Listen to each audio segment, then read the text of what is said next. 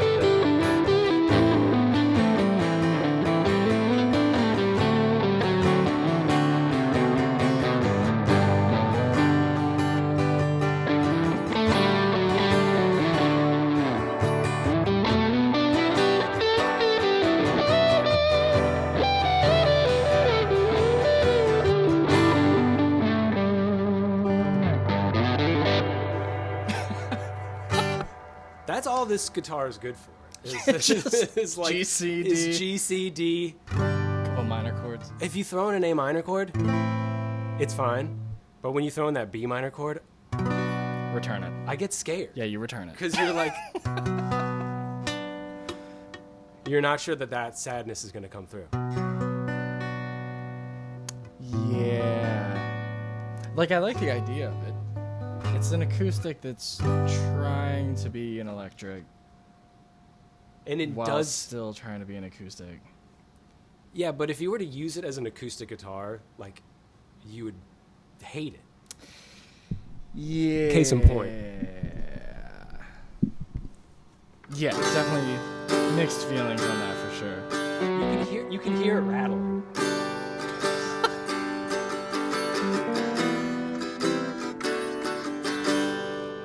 Do the strings make a difference?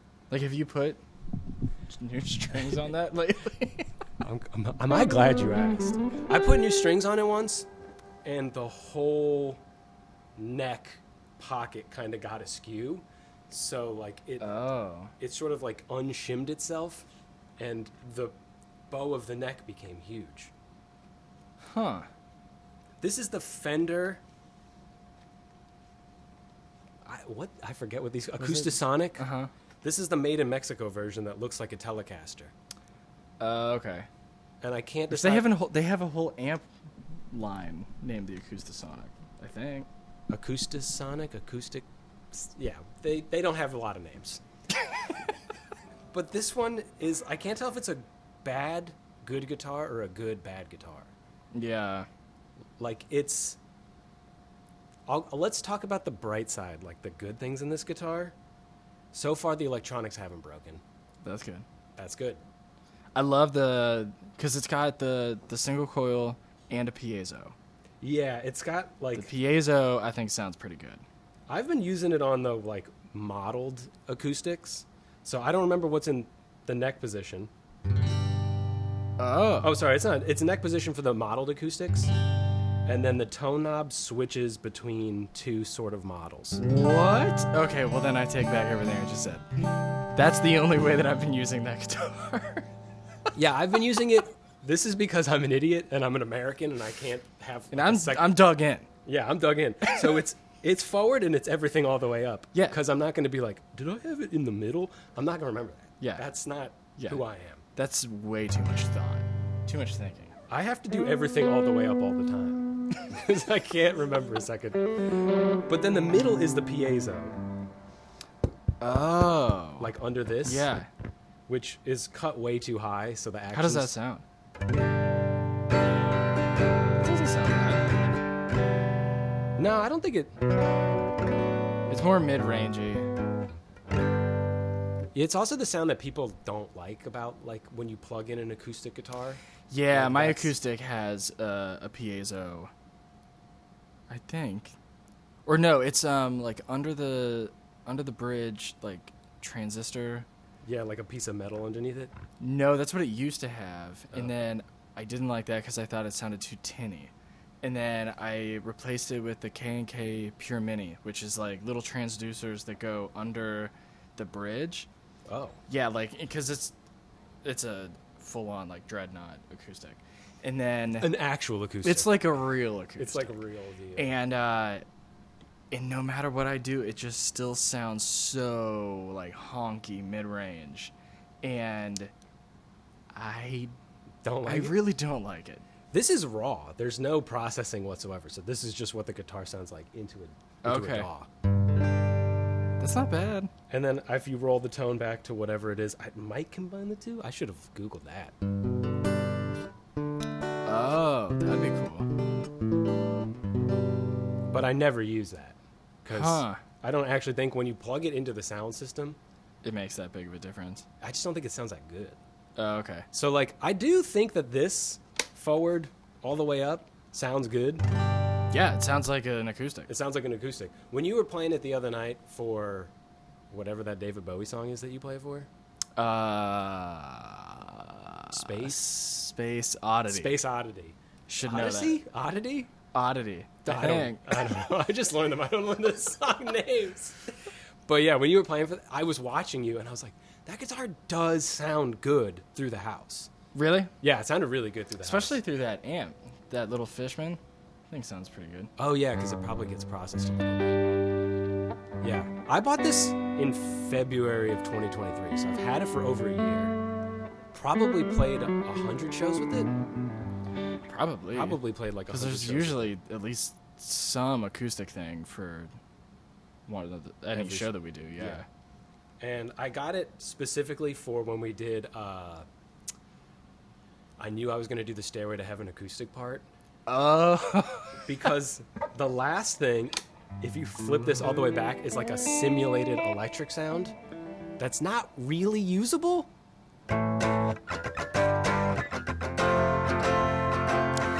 Yeah. That's the sound where it's like it's trying to be like a semi-hollow electric, but not quite there. But if you put like it into an electric amp, it would probably sound really weird. Yeah, maybe. Yeah. So this Have you like put any drive on that? Well, like with that pickup? Oh, let's see, dude. Let's do the. Should I just put a drive pedal on it? Yeah, no amp. That's the way to Tone Town right there.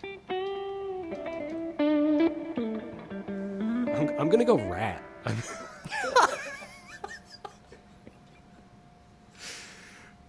see if that works.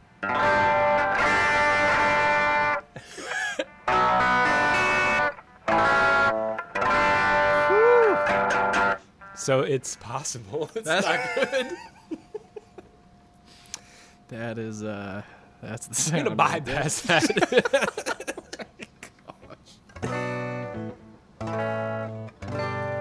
And I don't remember what all the way down with that is. That's interesting. I just thought it was like a normal tone knob. Nah. I didn't realize that it actually did something. It actually does something. Unlike most tone knobs, Yeah, which just make your guitar sound worse. Yeah, I don't do anything with the tone knob. Do you have are your tone knobs hooked up? Yeah. Mm-hmm. For a while, I had these all switched. So like, because typically, like the top ones are for the neck pickup, the bottom, right? Now I'm second guessing myself. Yeah. The bottom ones are for the bridge. Yeah. I had it flipped for a while, so that the top ones were for the bridge and then the bottom were for the neck. I'm not smart enough to remember that. Because I played, I think it was an Epiphone, Joe Bonamassa Les Paul. And that was such a cool guitar. And he had, the pickups were flipped. And I've always wondered, like, because he does volume swell stuff on a Les Paul the same way that you would a Strat, because that volume knob is right there. Mm-hmm. And so he flipped them. So I did that, and it was really cool. And then I got it worked on, and the dude switched it back. Did I ask for that? Don't get me started on text. No. Don't get me started on text.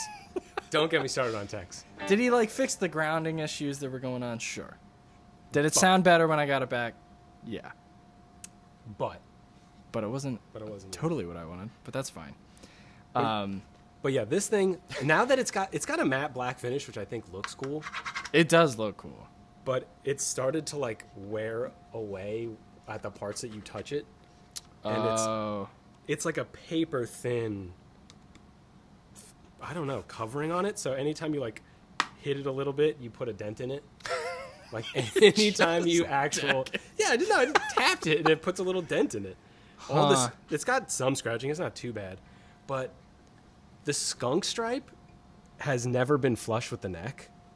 And that's right. And there's like that weird, the one spot with finish on it. Oh, that's my dog. Can you open that door? Oh yeah. Let the ottoman in. Dog visitor. Oh yeah. But yeah, now that there's like, I don't know what this is that's peeking out of the fucking. I don't know what this is that's peeking out of the neck. Like, is this? That's weird. Is this glue that's kind of come undone? The like shiny Yeah. finish part. I'm wondering if they took a finished neck and then sanded it down and just missed a spot. But this has started to appear like within the last month. So I think it's. Oh, that's yeah, and you can see it super changing weird. color of the neck. Would this be a weird time to tell you that I've just been putting a little bit of finish on that one spot for the It's past kind month? of it's a weird spot because it's like third position where your thumb would be. Yeah. But that makes sense. I mean, you're gonna want to finish the neck millimeter by millimeter. Right. Yeah, I Right. get that. Yeah. But yeah, the neck. The skunk stripe is not flush with the body. That It's- would so annoy me. It drives my OCD absolutely crazy. What's your thoughts on like finished necks versus sanded necks? I don't think I have one. I think. Yeah, I don't have a strong opinion. I have don't both, have and I a- feel like if it's really finished, I will take some like sandpaper to it, but I don't really care that much. It doesn't really bother me Yeah. that much. Yeah, I'm with you on that. Yeah, I feel like I'm supposed to have a strong opinion. Most guitar players are like, dude, I can't play blank, and I'm like, I don't know. But there's so many Yeah. other problems with guitars. Yeah. Like the frets being bad. These are 10s. This is like The 10, strings? Yeah, these are like 10 to 50. No, 10 to 47. Like Really? slightly normal. Yeah, because I That's- couldn't. Yeah, that's the same as an electric. Yeah, because I couldn't play it otherwise. Because the action like above the 5th fret was too high. What does it come with? Like 12s or 11s? I think it comes with 12s.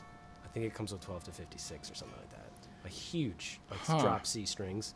And I know I'm like the weakest person when it comes to strings. Yeah, you use what, 8s? I use 8s on a Strat.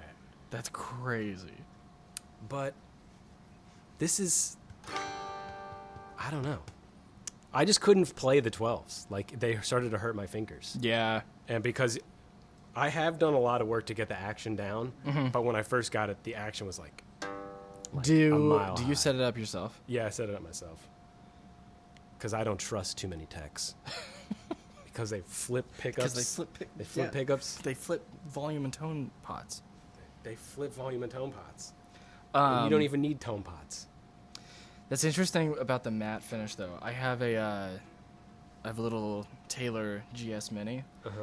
that was the same kind of thing. It had like this matte finish over a koa wood, and it looks really cool. Like, it still looks cool, but the more that I use it, like, it just wears that finish right off. So there's like spots on the guitar that look like it has a gloss over it. It's like shiny. Because you sweat on it? Yeah, just because like from where my arm goes or whatever, which I always thought was kind of strange. And then the Martin that I have is the same way. Like, the neck was like kind of this matte finish, and then the areas that I play a lot look like that, where it's just shiny. Dude, I have another weird complaint about this guitar. Mm-hmm. Okay? It has nothing to do with the guitar itself. It has everything to do with the case that it comes with. Oh. Okay? So, the case it comes with, the straps are like too low on the guitar itself. I'm sorry. So when you put it on your back and you don't have both straps up.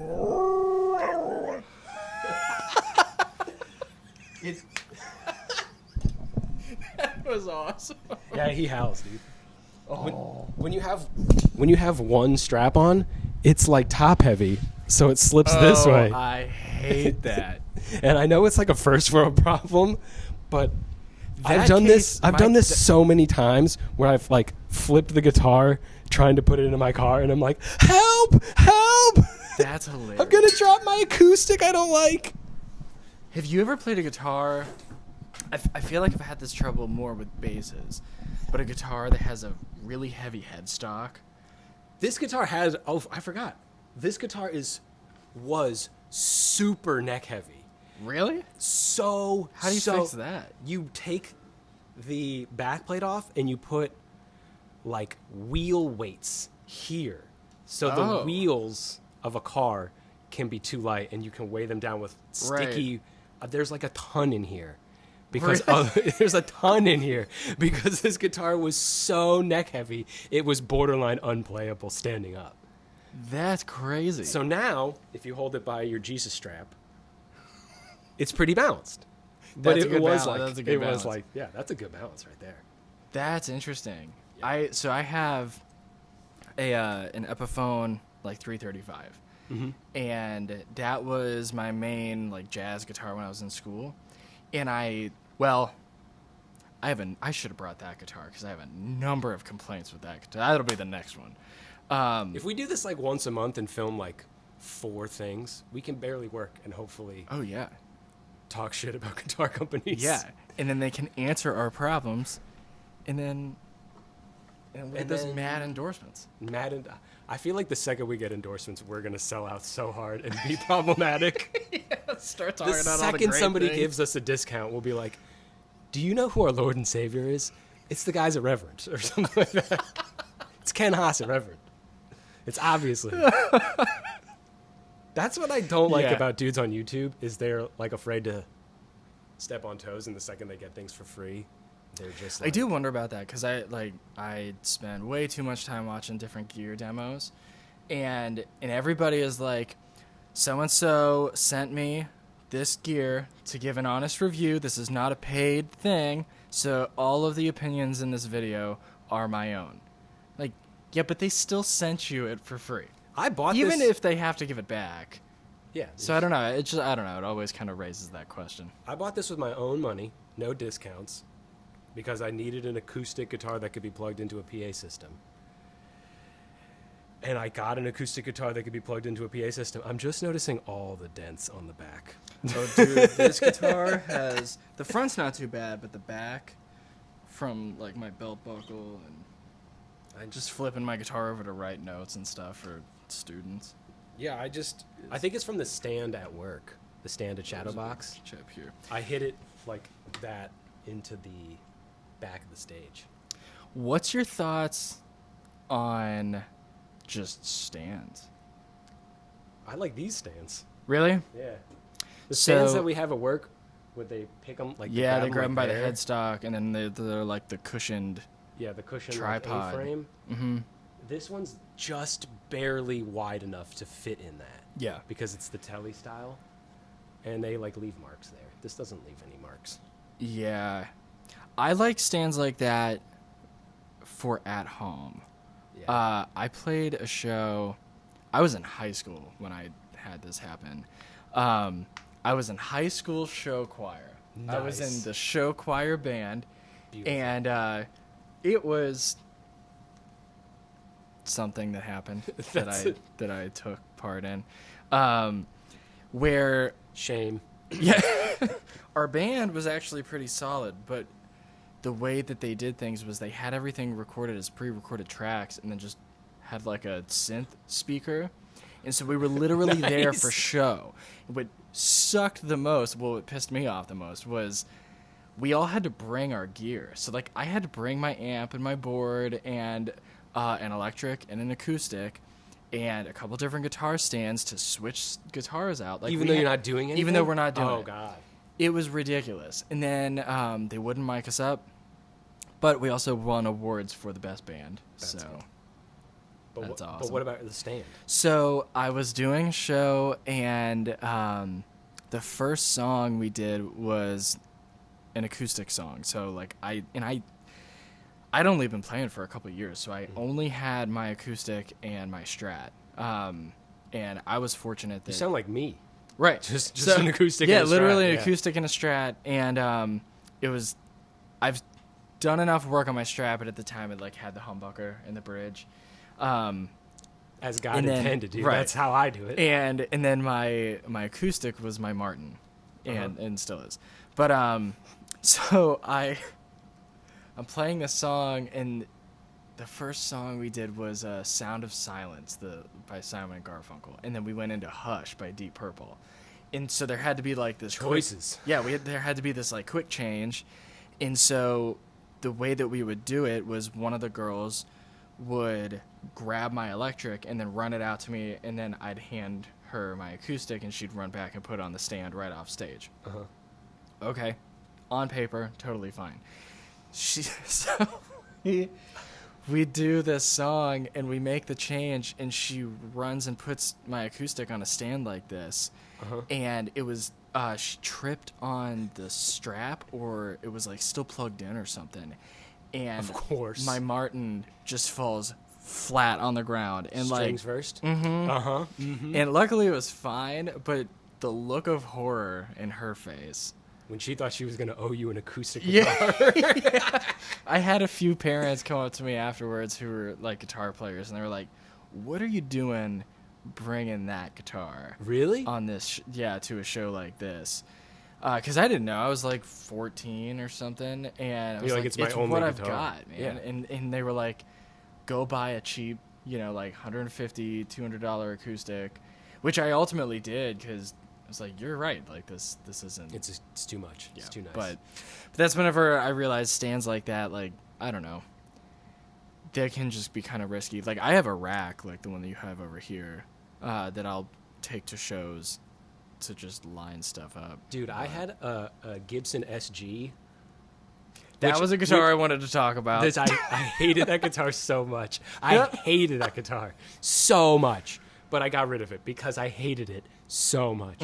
But it was like this on a stage, and I tripped over it, and I sent it flying headstock down, and it was coming off the stage, which was like 2 feet up, and it landed on the headstock first. Did it break? No, it just went boing and bounced right back up, and I grabbed it, and I was like, there's no way it gets another one of those without shattering the headstock. No, I could not believe it. Gibson's, like, I don't know, guitars like this with the headstock Angle at the back. slant. Yeah, what is like, the degree angle? I have no 17, idea. 14? I don't know. It's not important. Yeah. It's too much. What it is. That's numbers. I don't It's do numbers. numbers. This is a math thing. Yeah, they're like notorious for the headstock to break. Yeah. What? It happened in slow motion too. I was watching it fall, and I was like, "Oh, so this is how I do that." Because it was like a foregone conclusion. Once I hit it, I was like, "Headstock's breaking," and I saw it go, and I was like, "Yeah, that's how it's going."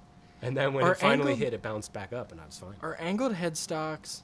Are they a Guitar Illuminati thing? 100% they're a Guitar Illuminati thing. So I feel like Fender got it right. Like, okay, they look cool, but Fender got it right because it lines up with the strings. It lines up. It lines up with the neck. It's all one piece. Like, that makes sense. I know. You do need to have some tension over the nut so it doesn't just like vibrate. That's true. But I think like a second wound will do that, won't it? Probably. I don't know. Maybe that's why like Fender headstocks are recessed from. Yeah, but they're not angled, so right. This is still kind of. It's still just one piece. Solid, yeah. I know. What's your dog's name? Otto. Otto. Yeah, I wanted to get a big. I called the house the Ottoman Empire, and I wanted to get. That's awesome. I wanted to get an Ottoman Empire flag for like somewhere around here, just like the backdrop here. That's awesome. But I think they're just the Turkish flag. I think they just kind of look like that. That makes sense. Yeah, because that's who was the Ottoman Empire. And I feel like people would be like, why do you have a Turkish flag in your basement? And I'd have to be like, well, before World War One. How much time you got? Yeah, how much time you got? Have you seen Lawrence of Arabia? The SG that you had, what kind was it? It was like a 2002 black SG. Was it? I bought it used from Music Go Round. Okay. And it was horrific. I was so stoked because it was the first Gibson that I ever got. And I was in, this was like 2014, I think. I was like a junior in college or something. And a buddy of mine had gotten it and then sold it. Mm-hmm. And it was the SG Standard. So it was like the classic kind of cherry red look. Nice. No, this was black. It had 2 black uncovered pickups, and then it was like a matte finish. Mm-hmm. And so I was super stoked about it. I had that guitar for maybe 6 months before I sold it. Really? Yeah. Super headstock heavy. So that's their thing. Like, that is their thing. Super That's headstock Guitar Illuminati. heavy. Gibson, you have to be able to fix that. Like, it can't be that hard. All the things that make that guitar cool were the reasons why I sold it. Because easy to play. You could bend the neck really easily to like kind of get that like warbly, that neck wobble. But almost too easily to the point where it was like, I feel like I'm gonna mess up. I'm gonna mess up this guitar. It would always knock the tuning out. The guitar would not stay in tune. That's why I sold mine. I was playing with like a student at a recital. I tuned it up. 5 minutes later, I think we were the first people to play. So I was like, my guitar is in tune. And I play that first C open chord. And it sounded like I was playing a C sharp chord. And it was so out of tune. I remember just being instantly filled with rage. Mm-hmm. And I was like, you're not coming home. You're not coming home with me. I was so mad. Yeah, that guitar did not last long. I replaced the nut. I replaced the tuners. I did everything I could because it played so well. It sounded so good, but it just wasn't a reliable guitar. I do love the like the double cutaway, and it's like the long scale length for playing slide. Yeah. Like there's a reason that Dwayne Allman and Derek Trucks. Dwayne. Yeah, played I'm SGs. So bad at slide playing. I like romantically like the idea of getting better at slide, but those guys also had play guitars that are tuned to open E typically. Yeah. And I feel like nothing makes me feel dumber than alternate tunings. The second one of the strings is different. I'm like, and how do you do a pentatonic box? I don't have a guitar that I want to set up specifically to be my slide guitar. Although if I get an SG again at some point, that'll probably be it. I'll be like, that's just we should raise the action. We should cut here and we should talk about the SG done right. Oh yeah, okay. Yeah. All right, let's cut here.